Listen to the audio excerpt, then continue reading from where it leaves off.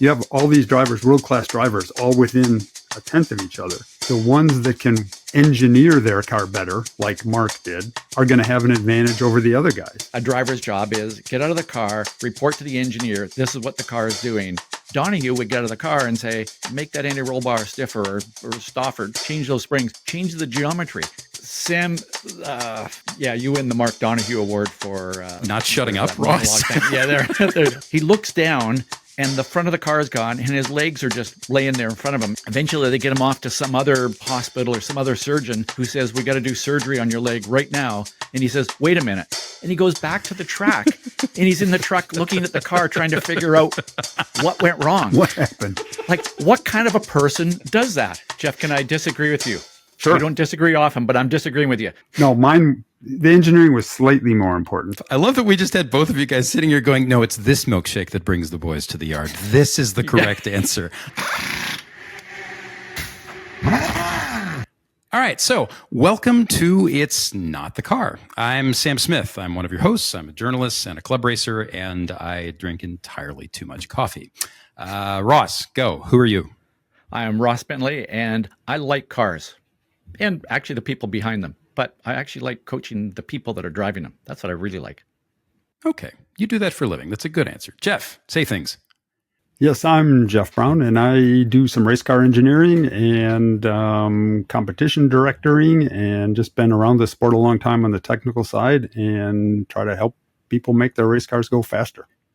Okay, he's currently taping this from a bus, and that's not a lie, and I'm not going to explain it to you. You just get to wonder what that means. Okay. Is it a Greyhound bus? Is it a Greyhound bus and you're on the road, Jeff? Right. No, actually, I should have said I'm a bus driver and then do some race engineering once I get to the track after driving the bus. Here's the thing. This is funny to us. You can't see it. If you watch the video, you can see it, but he's actually in a bus right now.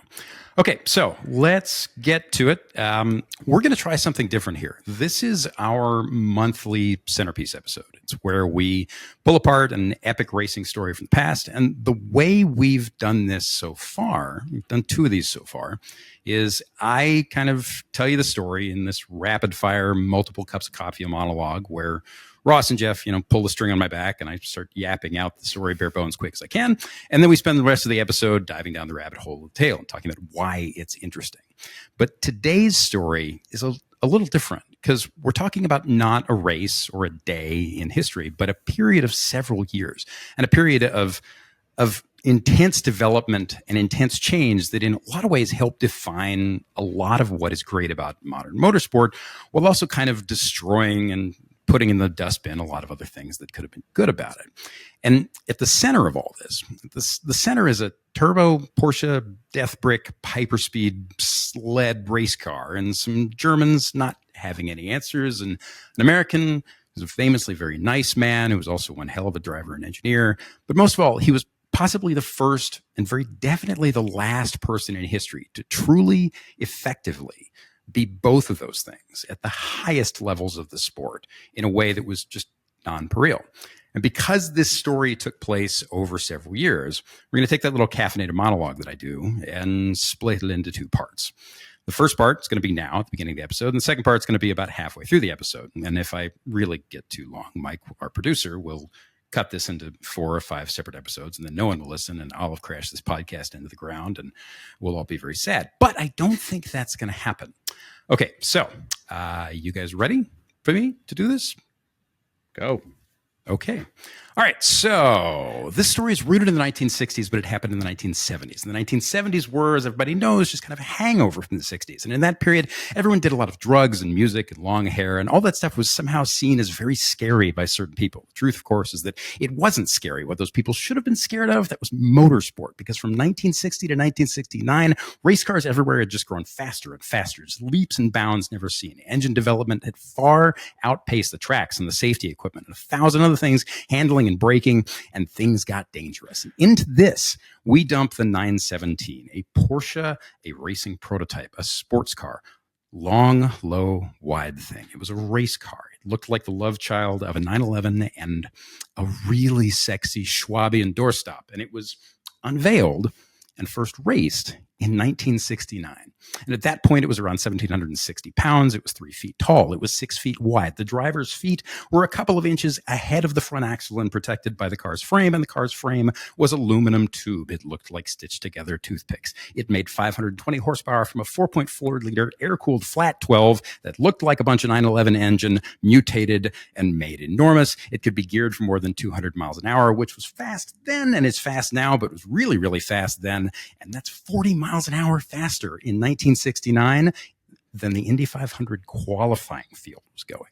So that car wore a fiberglass body that was purposely made thin enough to be light. It was so thin you could almost read a book through it. Porsche, by that point, had been iterating that. They'd been iterating everything. They'd been trying to win Le Mans for almost 20 years in one form or another. The 917 was built effectively to win Le Mans overall. That project was kicked and yelled and maybe sometimes just punched into effective life by a very scowly young Austrian guy. He smirked like a Bond villain. He had a lot of power within Porsche. He was Ferdinand Porsche's grandson, and he was known for being very angry about things until they happened exactly the way he wanted. In 1969, he's 32 years old. His name is Ferdinand Piëch. He's one of the most important humans in the history of the automobile, and I could spend the entire rest of this episode yapping about this guy. He's right up there with Henry Ford, but Mike, our producer, has a clock on me right now, and he would be very angry. Now, the thing is, Piëch's thing was a fetish for cars, light and low drag and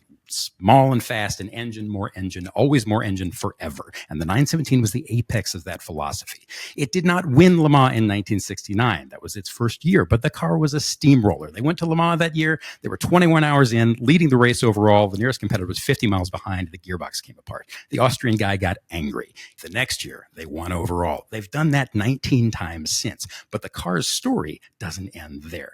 Parallel to all this, we have road racing in America, which is its own little snow globe tied to the rest of the racing world, but also apart from it. And then at Snow Globe, we have two guys. One of them is a former driver named Roger. His last name is Penske. You might recognize him. If you don't, that's okay. Google it. He's pretty important. He is now the winningest race team owner in American history. He's won an IndyCar, sports cars, NASCAR. If he showed up in the back of your yard with your dog and he had to race your dog across the yard for a treat, he'd probably win that too. The second guy was a driver, a New Jersey dude named Mark Donohue. He came up through club racing. He had some natural talent, but he got to the top of the sport by just deciding to think his way around problems and develop cars from behind the wheel.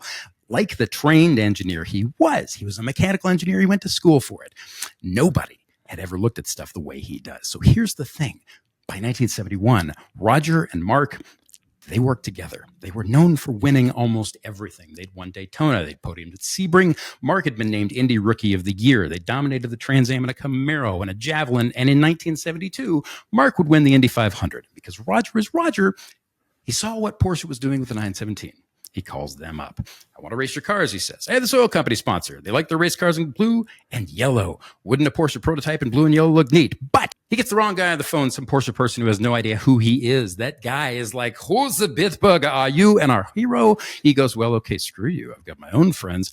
And several months later, in January of 1972, Roger and Mark and those friends, they show up at Daytona at the 72 24 Hours of Daytona with a Ferrari, a 512M, which is kind of like a 917, except there's more tiramisu. And that Ferrari is blue and yellow, and it's outrageously well prepped and well driven, and it outqualifies the Porsches, just stomps them into the ground.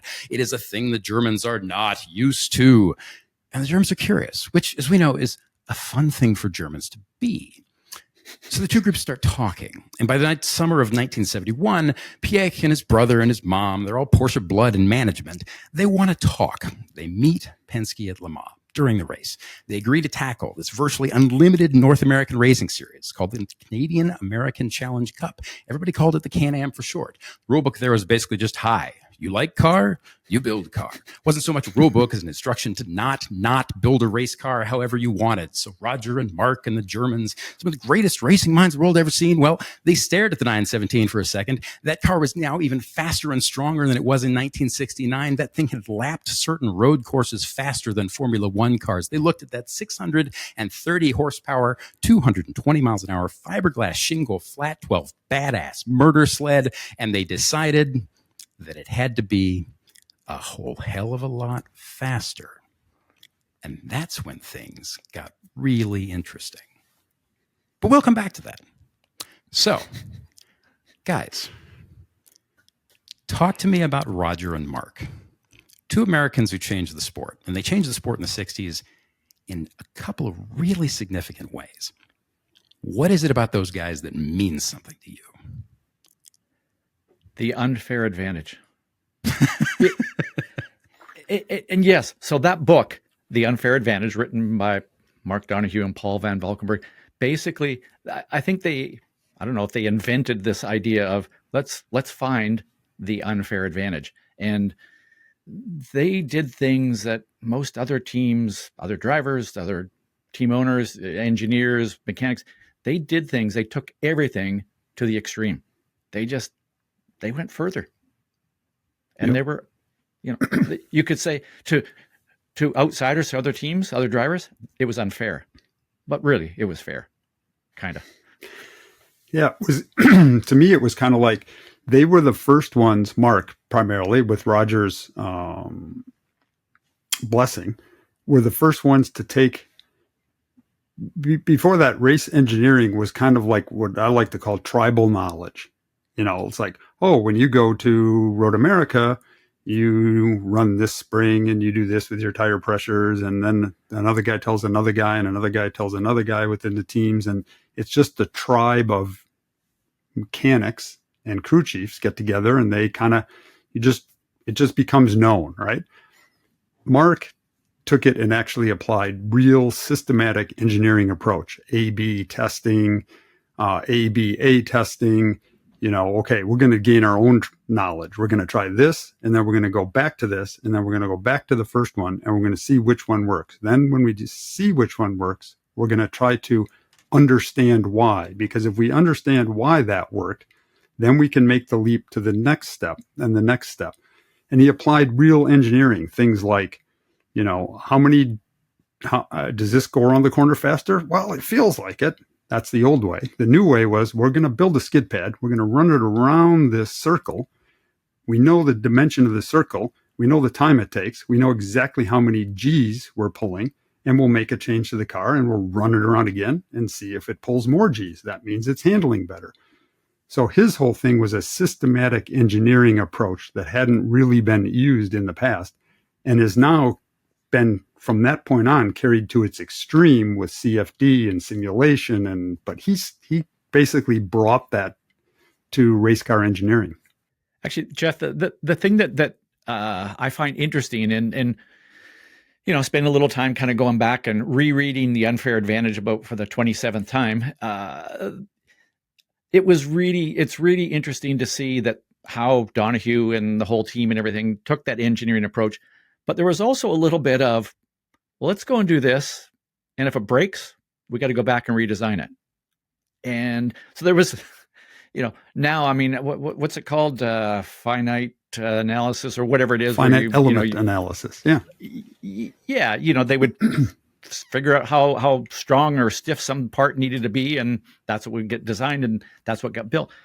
I think they did that to a certain extent, but there was still a little bit of, well, if it breaks and the car ends up upside down, rolled up in a little ball up against the guardrail, then we need to go and fix that. And there was, but Donohue actually put a process to that even, which is cool. What I love about, you mentioned the book, and I've got a copy of it sitting right here. If you're watching the YouTube thing, you'll see it on the camera. But what I love about the book, and I've read this, so this is effectively Mark's autobiography. It was the only thing that he ever really wrote of any substance.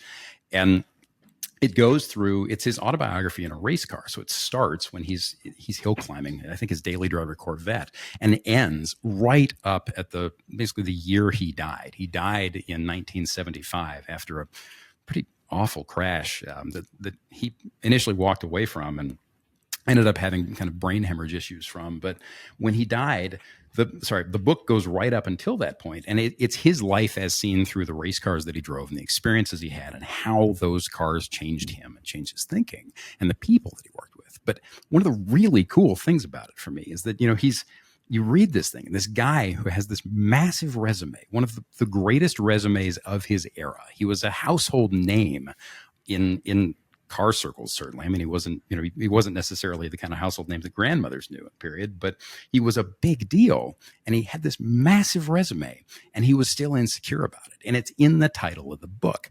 The whole unfair advantage thing was just him feeling bad about his driving, knowing that he wasn't good enough on his level, whatever that good enough meant, and knowing that the only way he could make up for it was by somehow sorting the car and engineering and outthinking everybody else. And that was what he called, that was his unfair advantage. And the fact that that dude, even toward the end of his career, his entire life in cars was framed like that. It's just monstrous. Like the notion that, past a certain point, it doesn't matter what we do. We still are who we are. And he was a guy who didn't think much of his abilities in a car. It's remarkable, right? I think crazy. that's one of the things that comes out of that book is how driven he was to make up for what he felt he was lacking. And I think even in the beginning of the book, Paul Van Valkenburg makes some comment about, Donohue was not a natural born driver, but he worked hard at it. He was motivated. He had this determination. And I think that's part of what, the unfair advantage is trying to make up for what he felt he was lacking, which is weird when you consider how successful he was in. Yeah.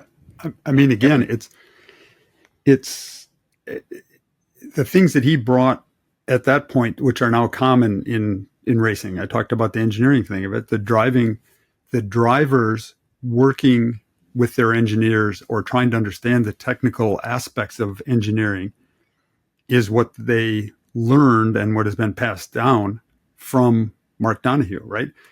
You have all these drivers, world-class drivers, all within a tenth of each other.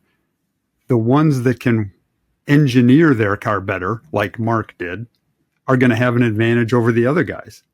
And I think Mark sold himself short on his driving ability, but he knew that if he was the same, he probably thought he was less good than the other guys. But the fact that he was probably really as good as they were as a driver, and then he worked on the engineering side of it so much that his cars were better and he won the races.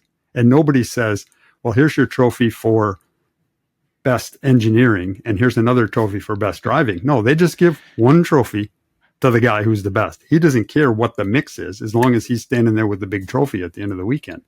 And nowadays, being a good engineer driver, guy who can work with the engineers, is super critical to winning any modern race. And Mark kind of was the first guy to make that obvious to people.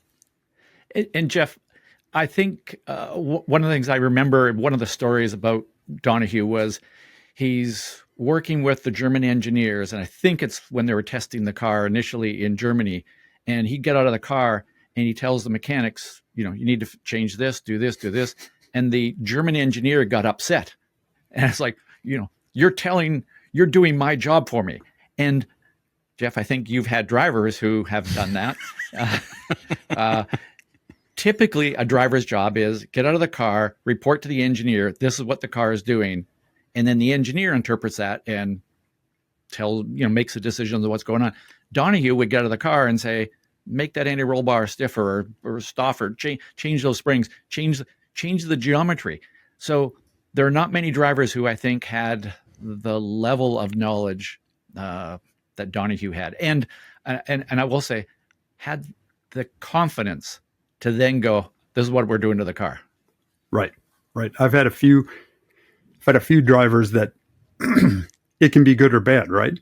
Most of the drivers that I've had that will say, I want this spring or that, don't really know. Mark knew that car engineering wise better than anybody else. So he knew what he had. He thought like an engineer. There's not a lot of the good drivers now will guide their engineer in a certain way. They might say, I think it's spring, not damper, not anti-roll bar, which is a massive help to the engineer. But Mark knew it so well that he knew exactly what the next step was going to be if he needed. He didn't need the engineer. He was the engineer. And an engineer who can drive as well as him, man, it's an unfair advantage.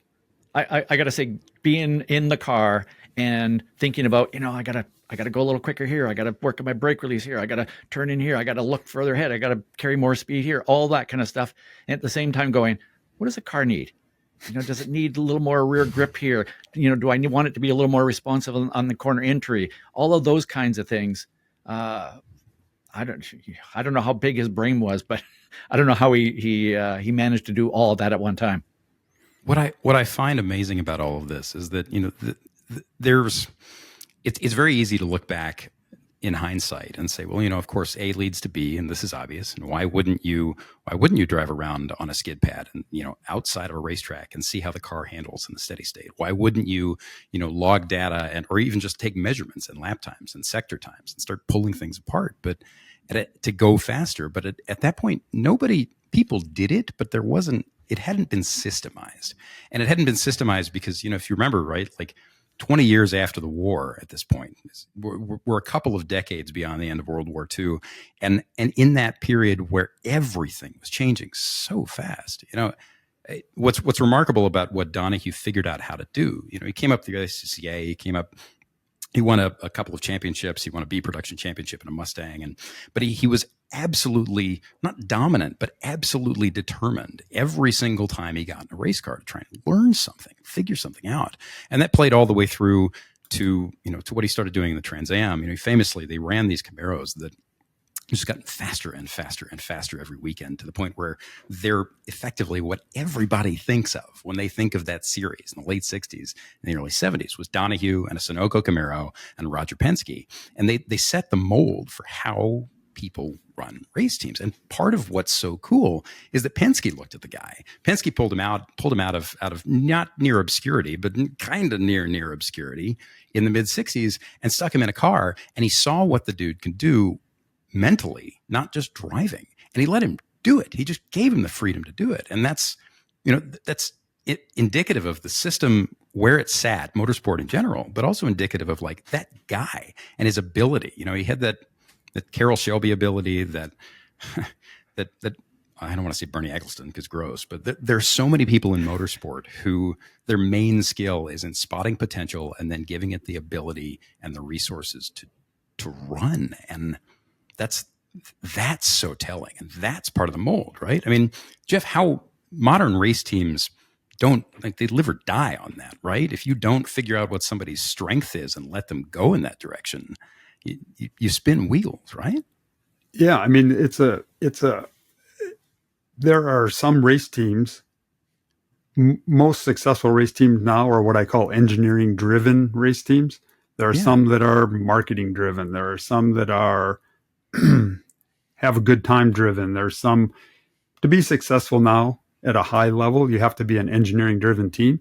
And Roger was one of the, we're forgetting this was kind of in the Colin Chapman era where he was, also doing a lot of that, but Roger came up with, he made his team an engineering driven team by hiring Mark and starting that whole process. And to this day, I think most people would agree that Penske is an engineering driven team. I mean, he built his own Indy cars. He has his own factory. He built his own motors. It was all, he understood that engineering was the core to making these cars go faster. And he got a guy who was one of the best engineers and one of the best drivers all in one package early on. And that continues on. But today you see all the successful teams are engineering based enterprises.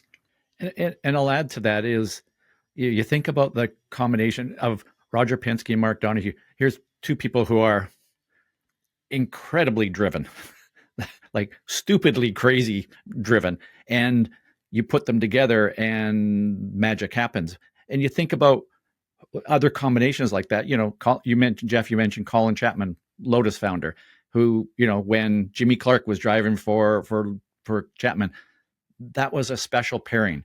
Later on, Michael Schumacher and Ross Braun, something magic happened there. And there are, I'm going to say, very few drivers and or teams who have succeeded at the levels that Penske and Donohue did that weren't a combination of two people or more. I can't think of anybody off the top of my head. It was just like, well, it was just that one person that did that. No, you put the two of them together and, magic. I mean, maybe somebody's sitting there going, oh, but you know what? Anything that Adrian Newey touches, you put any driver in that car and they're going to win. Nah, but you take Adrian Newey's car and you put a guy like Sebastian Vettel or Max Verstappen, and domination happens. And that's what Donahue and Penske did. They dominated. Yep. I mean, think about that whole thing when they first started doing the 917 with Porsche. Porsche didn't understand, Porsche builds here's a great car, just go run it. And both of those guys were like, Mark Donohue was like, no, we can make it better. And Roger backed him up on that to the highest levels of Porsche. And, dealing with that, heck, 5 years ago, I had a little bit of insight into that. The core Autosport team I was working on ran the factory Porsche GTLM cars. And I went back and read through some of those things that Mark and Roger had to go through with the Porsche factory. And I'm like, yep, that happened. 5 years ago, that happened. It's still the same way, and that's not a knock on Porsche at all. They've been highly successful, but the people that are operating the cars day in and day out and racing them know what the limits are and where the improvements can be made. And that's what Mark could do immediately. He could drive the car 5 laps and go, it doesn't do this, and this well enough. Here's where we have to focus. And that's where he applied the engineering resources to it, where Porsche might have not known. They thought, it makes good downforce. It does this right. It does that right. But Mark could home in immediately on where the improvements could be made. And to be fair to Porsche, one of the things that they do really well is they select people to partner with too. Once again, they're partnering with Penske, right? In IMSA and WEC. But Porsche has done a really, really good job of finding the right people to partner and then saying, go. Maybe they stick their noses in places at times where they should or shouldn't, but they're good at that. So we're creeping up on the middle of the episode, which means we should probably get into the second part of this, where we talk about just how and why they attacked this Porsche and then used that Porsche to attack the rest of, almost the rest of North America in a sense. But what's great about listening to you guys talk about this is that it reminds me that, in the end, every great engineer I've known, they see a destination and they know where they are and they don't know the path between them. And everything comes down to the shortest, smartest, simplest answer to get there. And it doesn't matter to get from A to B. And it doesn't matter what they thought was going to be the answer. It doesn't matter what they have to work with. They just know they need to get there. And, Jeff, you mentioned skid pads, right? You mentioned instrumented testing. And, they like Donahue did this in a time when most drivers didn't get into a car and go, oh yeah, it needs more rear bar. When a lot of drivers didn't know, a lot of engineers weren't exactly sure. A lot of factory engineers didn't know the basics of how and why camber and toe and what a tire needs, how a suspension changes things under load. And he didn't write the book, but he figured out a practical version of that book. And that's monstrous. It was all happening at this, Penske's shop at the time was a converted road car shop in Pennsylvania, kind of in the country. And I've driven by the facility and you can find pictures of it. And it's just, you look at everything that came out of there and it's massive. But we should probably hit the second part of the monologue. Are you guys ready for that? Should I go there? Green. Man, I thought the episode was over after the first monologue. I was like, wow, that was good. No, Jeff. Let's keep going. I don't shut up. That's the nature of this thing. You got roped into this. You can't get out. Hi, it's Sam. This right now is a commercial for the podcast that you're already listening to. Is that weird? I don't know. Podcasts are weird. I'm sorry to interrupt, and I'll keep it short. So we have this thing called Patreon. You go there, and for a few bucks a month, you get to help support the show, but you also get neat perks like future bonus episodes, access to regular live Q&As with the three of us, and some rad speed secrets training from Ross. The money we raise through Patreon goes toward keeping the show on the air. Mostly, it lets us pay our producer, Mike, and kibble and shoelaces and whatever the hell else really nice guys from California eat when they're not editing podcasts. Now, should you spend a few bucks on this? Well, Even a single month of support would help the show keep going. But we're not the boss of you, and that's okay. We're just glad you're listening, you know? Join at patreon.com/notthecar. Back to the show. No. Okay, so starting over. Man, I've never done two of these in a show before. So let's go back to the Can-Am for a minute. So the world had seen very few racing series like it. We really haven't seen anything like it since. The whole point was freedom. Engine size was free. Aerodynamics were basically free. Weight was free. As long as you had two seats and the wheels under the fenders, you were good. It was road racing, factory efforts, smartest engineers in the world, best drivers. A lot of drivers poured in from Formula One. The cars were faster in a straight line toward the end than Formula One cars. They looked like large doorstops with wings on the end of it. Now, Penske and Donohue first got together in 66, like I said. By that point, Penske had driven some racing sports cars. Penske had raced some sports cars with some success, gotten out of it to run a business. He was very good at running the business. Donohue, he looked like a happy astronaut, right? He came up through the SCCA. In 1971, he was 34 years old, the same age as Ferdinand Piëch. Remember the dude, the grandson of Porsche I mentioned earlier, grandson of Ferdinand Porsche, who was running their comp department. And Donohue's engineering approach was oddly German, right? Methodically logging, questioning, testing, everything. Now, they had run cars in the Can-Am before, Donohue and Penske. They ran Lolas from 66 to 68. They were always the front of the pack, mostly, not really, mostly just an also-ran. And Roger hated that. The series was dominated by other manufacturers and eventually by McLaren, who was so on top of it with their cars and evolution that for a while, the series was called the Bruce and Denny Show because their two main drivers, Bruce McLaren and Denny Hume, were just running away with anything. Cars were orange. It was like an orange wall of just color. So Roger and the Germans and Donohue, they thought about all this. And when they got together, they looked at the 917 like Sonny Bono used to look at Cher, except I don't know what the German word for babe is, right? Now, the Germans had been working to turn that car into a Can-Am car for a long time. They'd been working on power because the McLarens, they had fat, big block Chevy V8s. They made around 700 horse. They were relatively simple and compact for that power and that torque, just gobs of torque. And the Porsche engines, the 917 motor, the motor they had gone to Le Mans with, they made their power by being complex and physically large and dense for a lot going on. So they tried other things. And it turned out that displacement wasn't the answer. Now, when German engineers, when they get frustrated, they simply sit down and they stare in their protractors and they have a schnitzel and they engineer harder. Now, Donohue, he goes to Germany to see the car. Remember, by this point, they've agreed to do it. He goes to see what they've got. They've got the 917, the Germans, the Porsche has been testing and converting and tried this car in Can-Am trim for 1,500 test miles at this point. They had an F1 driver, Joe Siffert, driving the thing. They had the factory test driver, a guy named Willy, whose name is amazing to say. You just will say it all day long. Willy Kausen, Willy. They hadn't made a lot of progress. The car was fast, but not as fast as the McLarens. And more important, Porsche had gone to turbocharging, and turbocharging was this infant science. It was mostly at the time used on diesels. It's forcing air into an engine using exhaust pressure to produce more power, right? When they started, they first used diesel truck turbos on those engines, big fat ones, because they were only ones big enough to make the power. And the cars were just undrivable. They were light switch. They were terrifying. But then they got serious. Mark and Roger and Don Cox and a bunch of other people at Penske convinced the Germans to change a little. The Germans struggle. The Germans are stubborn. The Germans figure things out. They figure things out. They build a weapon. Mark dives into the car. He's busy doing other things. Like the first year of the Can-Am, he wins the Indy 500. Just goes and I'm going to go do this. And that's not a small thing. But they make the car work. They make the 917 a Can-Am car. And the first race is a bonkers piece. There's so much development at stake, so much behind it. He loses, but barely. While walking away from the field, there's a minor mechanical detail that puts him back in the pits. They lose 3 laps. Then he storms back to the front and just barely misses the top of the podium.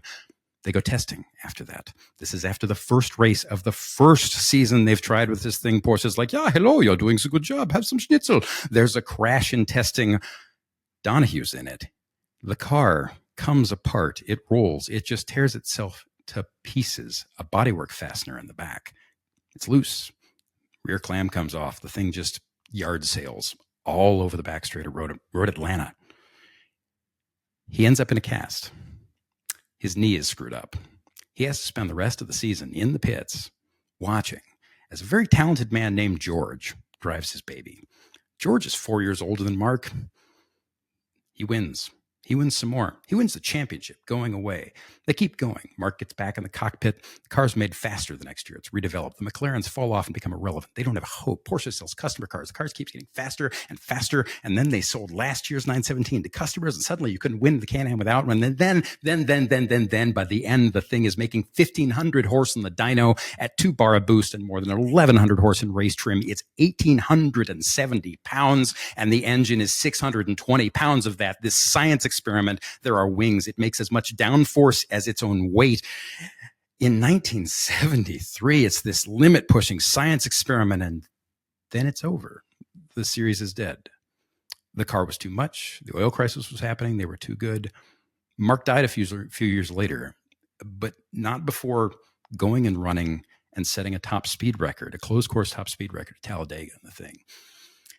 And we'll get to that in a bit. But the big point here is that we would never see anything like either of them again.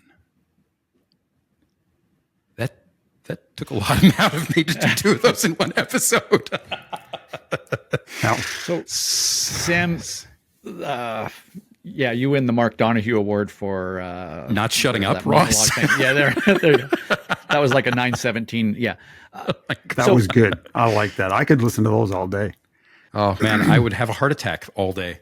What jumps out for me there, Sam, is you're talking about Donohue having that big crash at Road Atlanta, and apparently he looks down and the front of the car is gone and his legs are just laying there in front of him, and his left leg is at a weird angle because it's broken at the knee or something like that.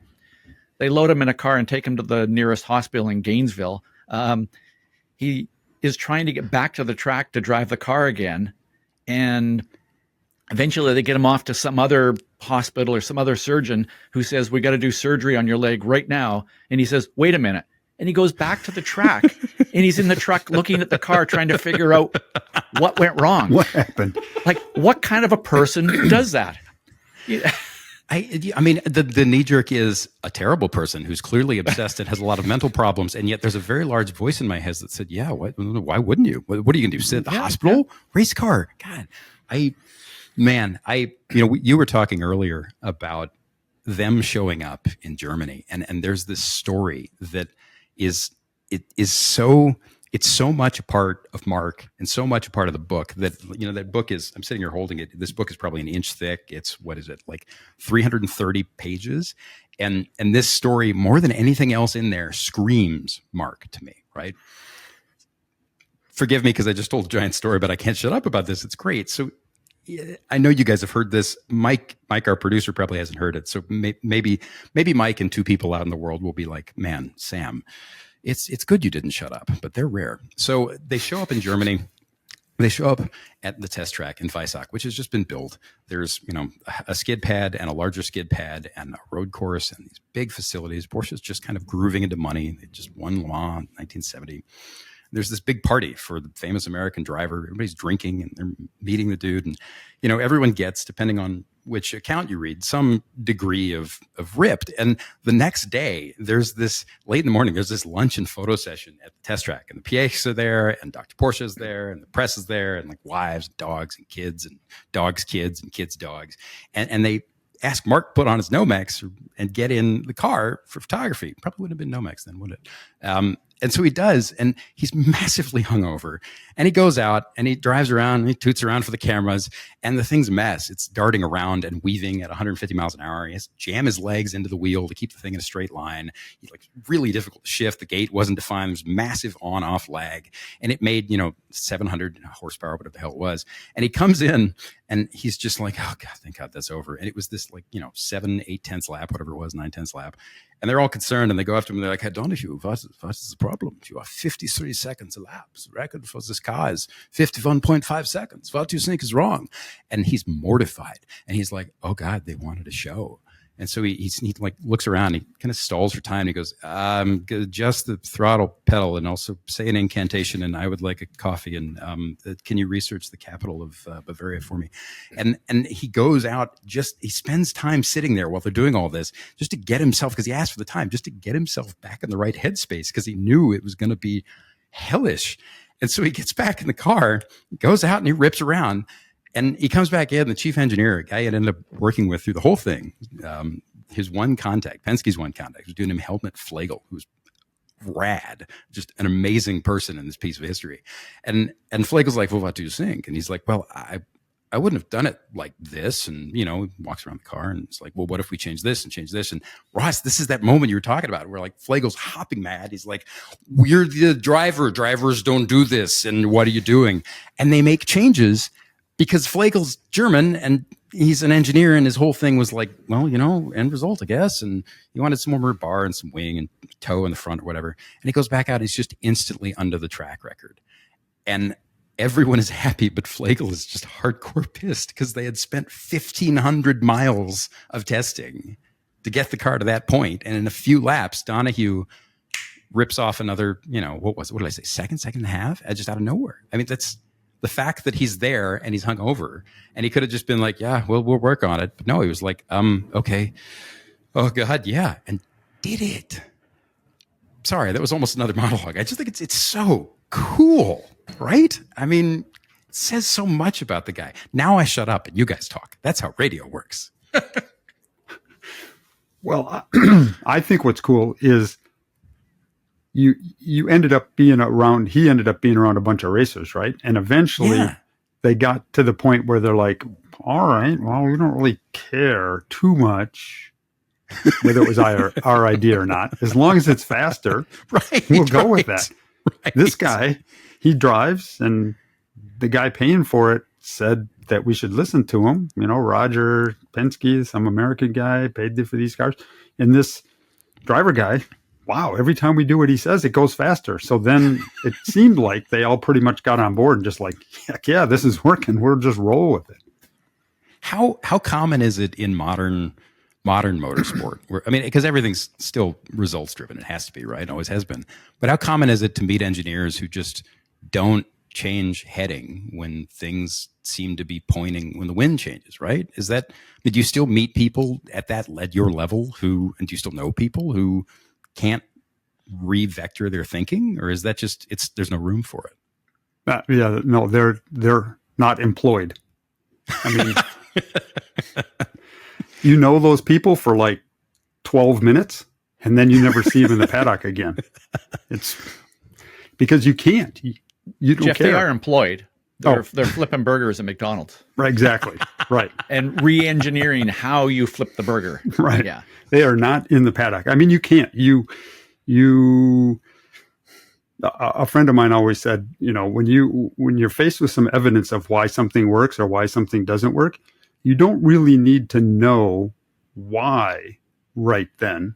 You just need to glom onto that, use that piece of information, and later you can figure out why. But you have to advance. You can't.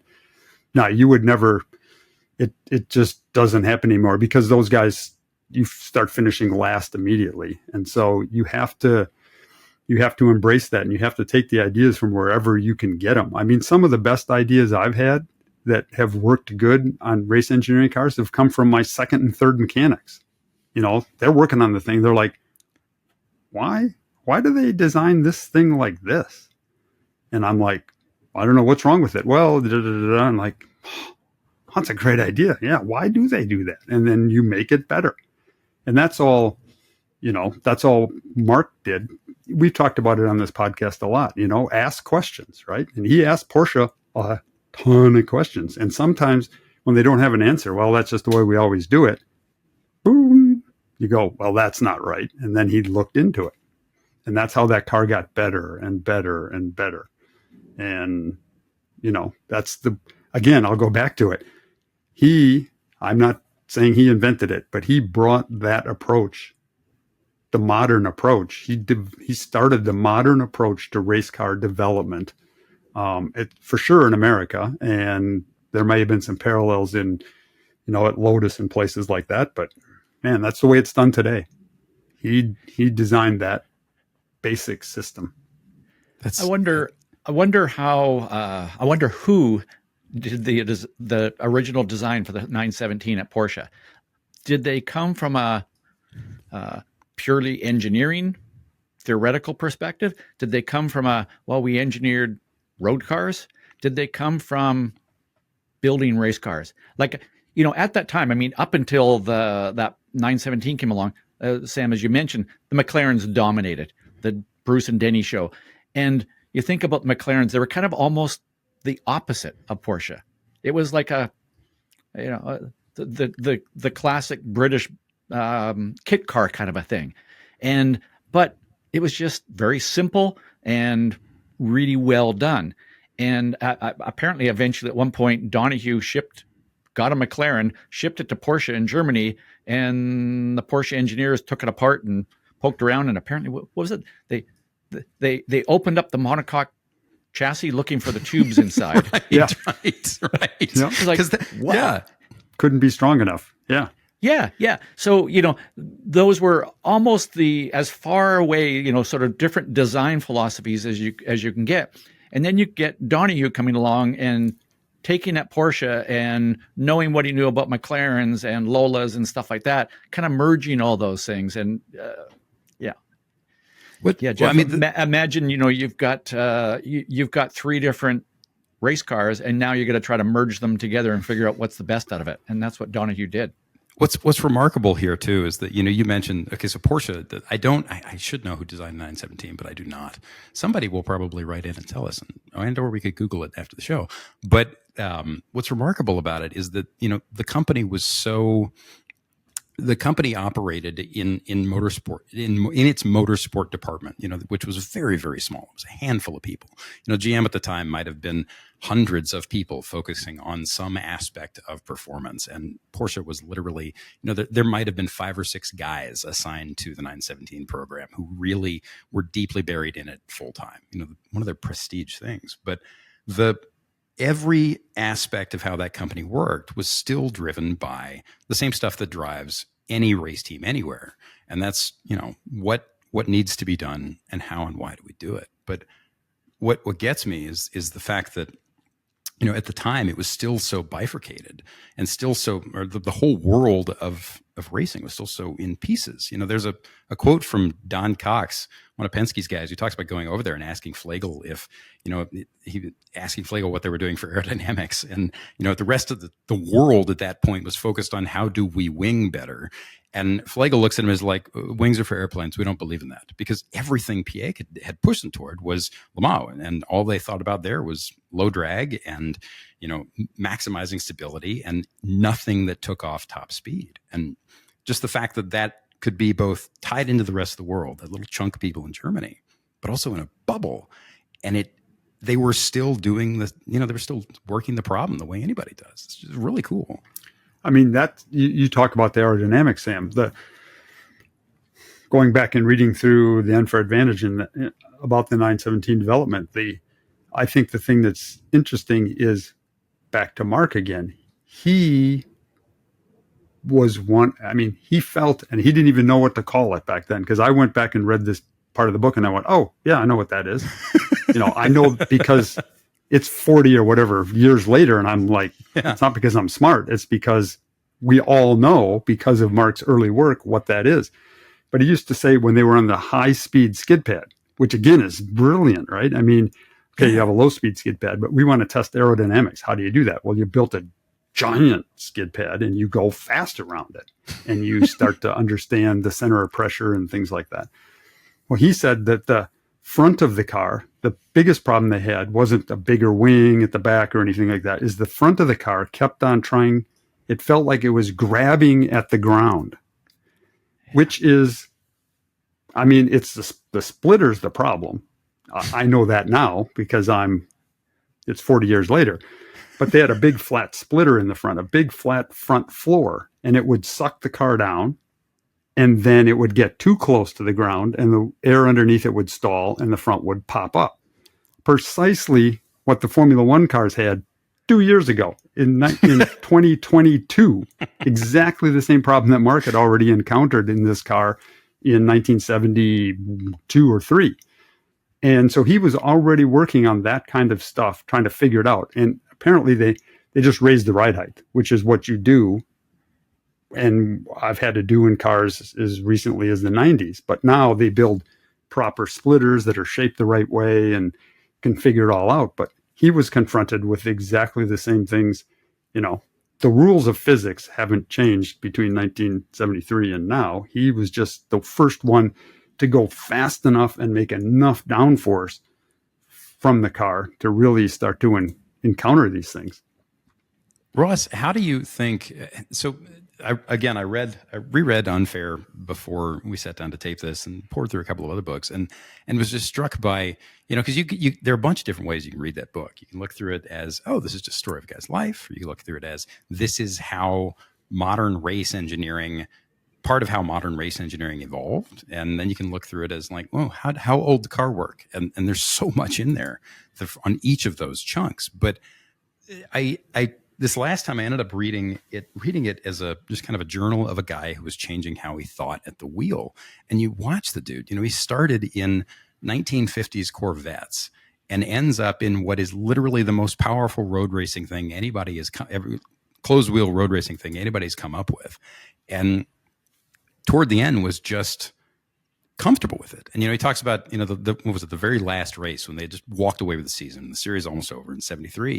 He's just cruising around, clicking off beneath the lap record, playing with the adjustable anti-roll bar, bored out of his tits, but it doesn't matter because he's got the thing. He knows it, and he's come to understand it. And yet, a third of the book earlier, he's talking about being in a GT350 Mustang and not being able to handle the power. And like, how do you even begin to start adapting? And the fact that he did is just bonkers, right? The fact that it just says so much about what we can change as people, right? And how we can rewire our brains. Well, I'm glad, because I was just about to say, hey, guys, can we talk about driving for a moment here? We've been talking about all the engineering machines stuff. Are people. Corporations are machine people. No.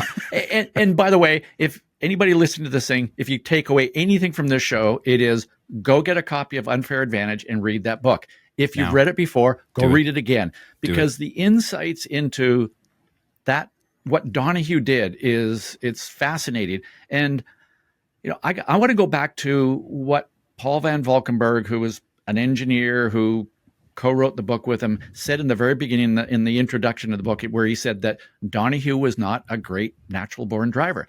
And yet I believe the best drivers, they are so driven, they are so motivated that they will find a way. And I think that's what, if there was something that Donahue was born with, and, we could have this whole conversation about nature versus nurture sometime, but which I think we're going to do. But I think, if there was something Donahue was born with and or developed through his life, was this absolute deep down inside drive to make a difference. And, he chose to do that two different ways. One was from the engineering perspective, which we beat up to death here. It was way more than I would ever do. But he also looked at it as, what can I do? Yeah. What can I do as a driver? And I think, what he doesn't talk about a lot in the book specifically is, well, I learned about this braking technique. I learned about this turning technique. I learned about this line. But, he was the guy that he and Van Valkenburg were kind of the ones that came up with the whole concept of the friction circle, and the idea that, I forgot, that led to the discovery of trail braking. I am sure that drivers back in the 1930s trail braked, but Donahue defined it. He said that, you trade off braking for cornering, and you merge those two together. You blend them together, as you do when you start to feed in the throttle and unwind the steering wheel, come out of a corner. Donahue put the science behind that. He drew pictures of it. I have some of those pictures. I have those diagrams.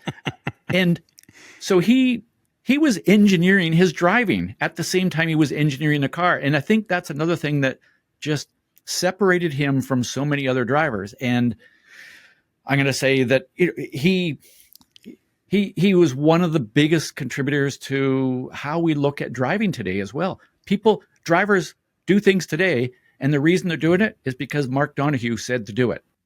I forgot about the whole trail braking thing. And there's a point, right, where he talks about it, and he talks about the fact that the European style was brake car, turn car, accelerate car, right? And there was something about it that he figured out, and he starts working on it, and he starts talking to people, and people look at him like he's nuts. And the fact that like years later, it still wasn't this accepted thing that helps rotate the car and works. And there was so much pushback, and he just kept doing it because it worked. He didn't care. Yeah. Well, but he also figured out, to Jeff's point, Why? at first he probably just went, I'm going to do it because it works. But then later he figured out why. Like, he figured out the science behind it. And, by the way, yes, he kind of made a comment about in Europe, they do all their braking in a straight line. They take their foot off, they turn. Well, there was a guy in the 60s named Jimmy Clark who was very famous for saying, I don't do that. He didn't use these words, but basically Jimmy Clark trail braked at every single corner. So it's funny how the most successful drivers figured all that out. The difference, again, though, is that Donohue put the science behind it. He figured out the why part of it. And again, Donohue changed our lives as engineers. Donohue changed the lives of drivers, how we look at it. He and Penske changed the way the sport, the teams work. And, the one thing we haven't kind of gone back to yet is they also destroyed a series. Completely. They destroyed Can-Am, which is one of the coolest race series of all time, but they destroyed it. Right. Which is like one of the greatest accolades you could ever get, right? You've blown people away. It's happened in my history of racing in the past at times where somebody's been so dominant that everybody else just went, yeah, no, I'm not even trying. And then they're the only guys left, right? It happens every once in a while, and that's like better than any championship or trophy or award you can get. It's like, nobody even tries anymore. It's like when Penske showed up at Indy 500 in, what was that, 92 or 93 with that special Ilmore engine that was just like bonkers, way better than everybody else's. And the series had to ban it. And sometimes the series jumps in early enough and says, we're not going to allow that because that is, it's either going to dominate, or sometimes from a safety thing, the big tall rear wings on 60s Formula One cars, that kind of stuff. The sucker car that Jim Hall and designed for the Chaparral. Sometimes the series comes in and stops those things before they destroy the series. In this case, the series kind of just went, keep on going. Keep going. And it died. It's a funny balance. Go ahead, Jeff, sorry. I was just going to go back to Ross's trail brake thing. Can you imagine if you, with whatever, how much did that thing made 1,000 horsepower ultimately, right, Sam? That car, the 30? Yeah. Yeah.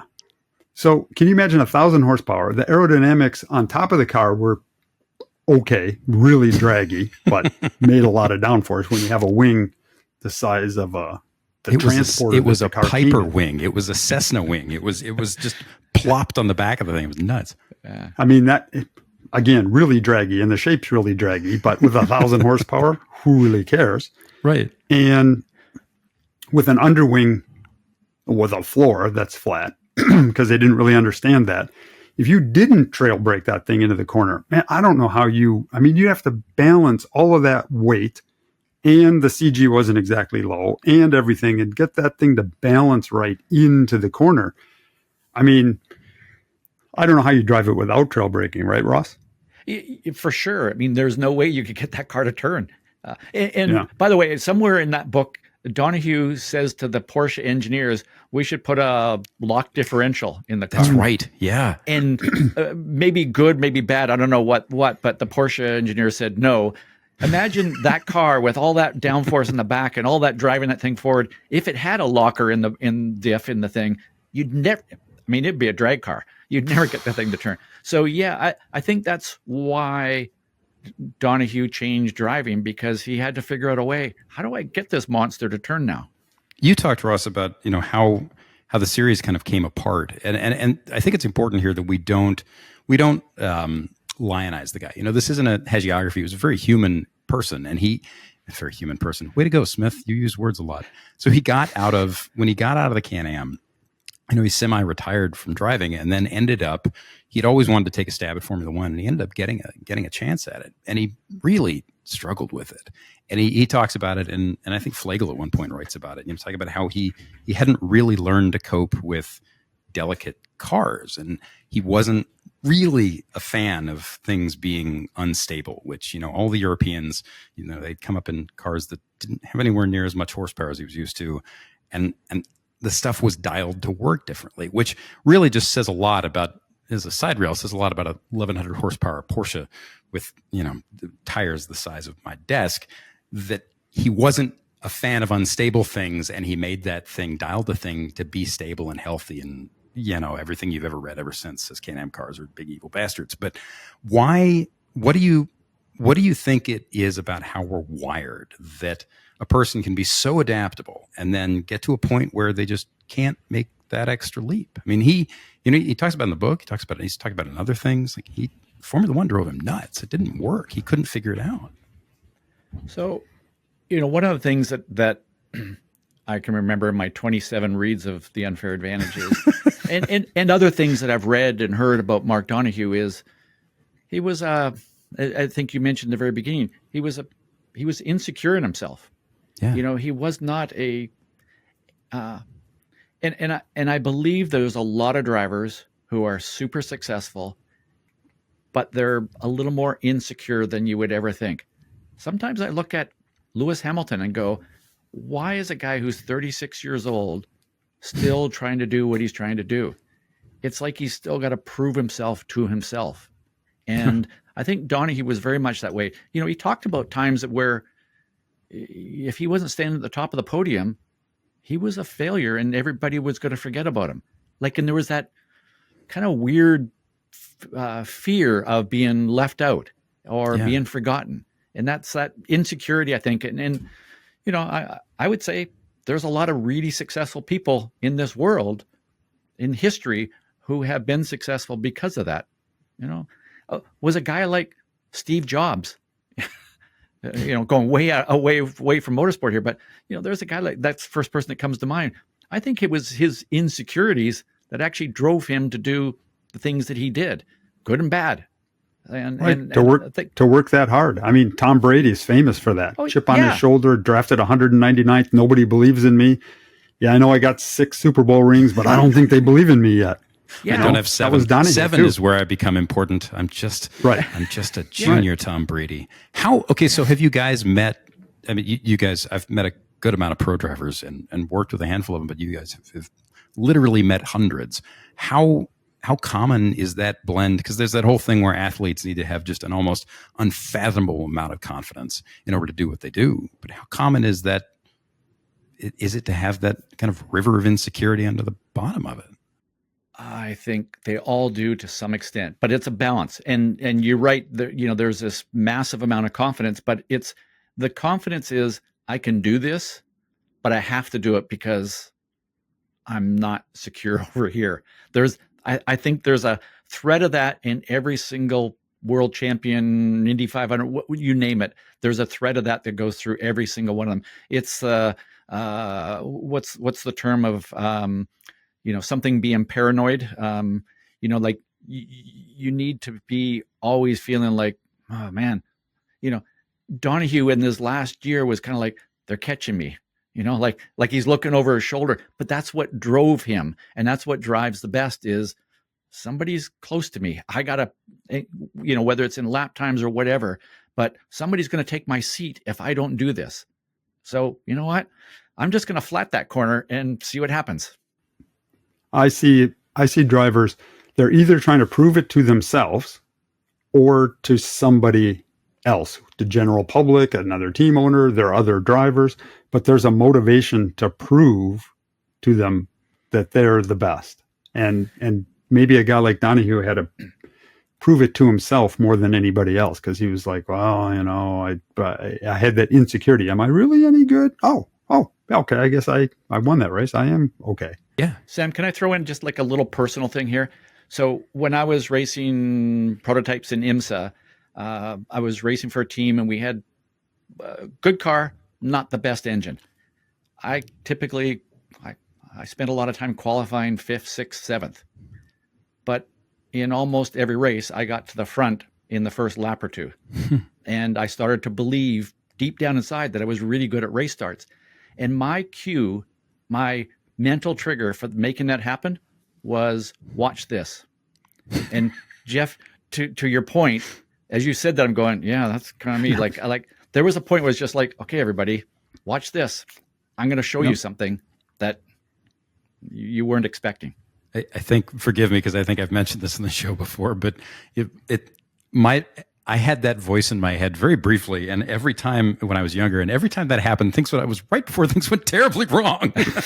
But how? Yeah, I mean, hold my beer, watch this. Right. Yeah. I mean, the other side of that coin is what happens when you have to define who you are and shut up the insecurity voice all through your career by achieving stuff, and then you shut your career off. Donahue came back because he couldn't stay out. I don't remember why, but how do you see? I've met drivers who did incredible things, and then you talk to them after they retire, years after they got out of the car, and they're clearly not. Like they don't think they did much. They're like kind of insecure about it. Do you see that a lot in retired shoes? Yeah. Yes. And Yes. and you know what? I'm going to say that's a whole other show, talking about what it's like when you no longer have that. And I know drivers who have retired and are happy. I know other drivers who retired because that somebody following them, pushing them, started to pass them, and they couldn't handle that anymore. So they've kind of gone away unhappy to some extent. And man, it's a tough thing when you've been on that, you've been on that pedestal like Donohue has had, the top of the podium, winning all this stuff, and then you start to go, I can't do this anymore because there's other people that are maybe better or whatever, and or I'm burned out and tired and all that kind of stuff that Donohue faced as well. And I think there is a point there where Donohue, I think, would have been a very unhappy retired driver. There's a weird and not a pleasant kind of a thought there that he probably ended happy. Yeah.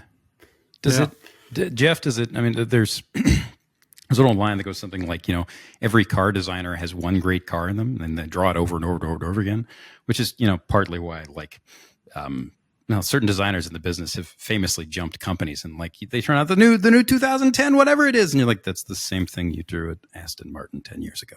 But I've always wondered, there's so much big black fuzzy magic about how we make decisions and create things. And anybody who's ever made anything for a living thinks this, oh God, is this the last time I do it? What if the last time I did the thing was the only, I'm never gonna be able to do it again? Like, does anything in problem solving and engineering work like that? Or is it just like, do people just retire because they get tired, or solving problems gets tiring, or they're just like, God, I just don't have it anymore? I mean, how does it work? Well, I think the people that I know, and I will even assign some of this to me where I am, you always want a challenge, right? And as soon as it becomes, I think, and I'm not saying about me here, but the super successful people and engineers that I know, they always need a challenge. And as soon as the job becomes routine, I do my setup sheet, I do my run plan, we go to the race, I call my strategy, it's the same strategy, the yellows come out at the same time, and we did third. Good. And you do enough years of that, it's not challenging anymore. It's not new. So they go on to look for different challenges. Maybe they become a team manager. Maybe they become a technical director someplace. Maybe they go to a different series. They did Indy cars for 25 years, and now they want to do stock cars because they don't know anything about it. They apply the same approach, and you get it's fresh. So I think some people, burn out is the word that's used, but it's not burned out because they don't like it anymore. It's burned out because it's not challenging anymore, and they go to look for a new challenge. And that's, that goes through Mark's history. It was like you said, he's in a Indy car one weekend and a Porsche 917-10 the next weekend, and the next weekend he's in a Trans Am car, and it's always a new challenge. Man, can I leave it with one thing? Do it. I think Mark Donohue is the grandfather of modern race engineering. And I'm not talking design engineering, car designs, and all of that. I'm talking about how a race engineer he happened to also drive, but he was the race engineer, develops a car. Okay, it handles this way. What do we fix? Springs, bars, shocks, what do we fix? That's what the race engineer does. Mark kind of started that. He happened to short circuit the need for communication between the driver and the engineer because he was both. But he started that. And we see that legacy right up to today. And I think that's probably his greatest contribution to the sport, not just one car or one championship or something like that. It's that we all use that. We go to Road America in an LMP3 car that you can buy now for $350,000. That's 500 horsepower. And it goes around Road America as fast as the 91730 does. That had 1,100 horsepower. Yeah. God, yeah. That's amazing. It goes 159. It goes sub 2 minute at Road America. And the track hasn't changed, right? I mean, it's nuts. Track is the same. And it makes 500 horsepower and it costs $350,000. And it's all about efficiency. Just took what Mark did and made it just more efficient. It has half the tire, half the downforce, and half the horsepower, but it does it so efficiently. And Mark's the one that taught us to continue to develop that process all along. That's where he would have ended up because he taught so many people the approach and the methods to develop a race car that weren't used very much before him. And we all learn from that. And that's what we do today. I think Jeff, that's a... Jeff, can I... No, take it, Roscoe. Sorry. Jeff, can I disagree with you? Sure. We don't disagree often, but I'm disagreeing with you. His Okay. greatest contribution is to the model of what a modern race driver is.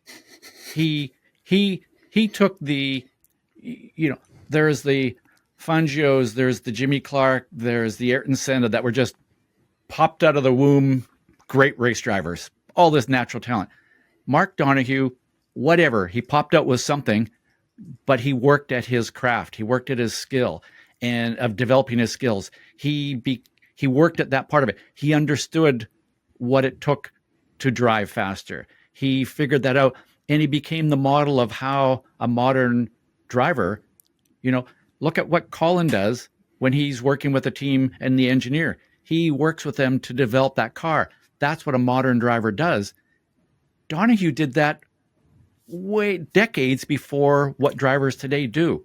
So he changed the whole model of how drivers work as well. So that's his greatest contribution, Jeff. Okay. I love that we just had both of you guys sitting here going, no, it's this milkshake that brings the boys to the yard. This is the correct answer. This is the problem with this show. We get to an hour in and I'm like, cool, so we have like another 3 hours left of chat.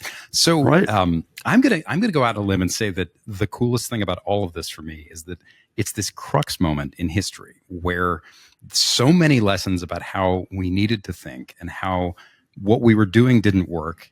And even race series, right? You cannot have something unfettered. As much as you want it to happen, as much as we all want to see everybody in 12,000 horsepower oversteer monsters and not risking their lives, but going out and doing massive heroic things. Eventually, and we don't, as much as we'd like to have manufacturers throwing buckets of money at everything, that only lasts for so long. And it's educational, I think, to look back at all of this. And, for me, I look at the book and it's just this. You really should, if you're listening and you haven't read this thing, you should take a look at it. At a bare minimum, buy it and flip through and read the captions because it is a lesson in how to think. And it doesn't matter if you're dealing with race cars or people you don't like, or I don't know, I was in the kitchen the other day and I was trying to figure out how to load the dishwasher. And I swear a kid was in the background and there was some kind of whiny noise. And all I thought was, why is this the hardest thing in the world? But there's so much in there and so much in his life and in that career that applies to so many other things. And on that note, we unfortunately are out of time. I think that's our show. Guys, did I miss anything? No. My takeaway is what I said, what I thought was, I actually have to agree with Ross. And so I'm that's no fun. So he's had a massive influence on, no, mine the engineering was slightly more important. But Did you hear that, right Ross? He said you're below wrong. that, You're wrong, Ross. Right. You're wrong. I heard by you said that he was 0.000. slightly wrong. So yes, But I mean, think about that. Here's two people that think he had that kind of an influence on probably two of the biggest aspects of motor racing. Yeah. And you'd be hard pressed to find anybody else that had that big of an impact on racing in general. So yeah, that's all I got. and all I want to say is thank you, Mark Donahue. Yeah, for Okay. sure. All right. So that's been our show for today. Our topic next week will be Ross and Jeff talking about that time that they worked together to fight this evil galactic overlord who created a planet-killing weapon, but really just had some daddy issues. And, Jeff was this kind of cowboy in the Kurosawa mold, and Ross drove a space car, I don't know, real good. And then he learned how to coach from this tiny little guy in a swamp, and everybody saved the day. And it was a good story. And we'll see you next time.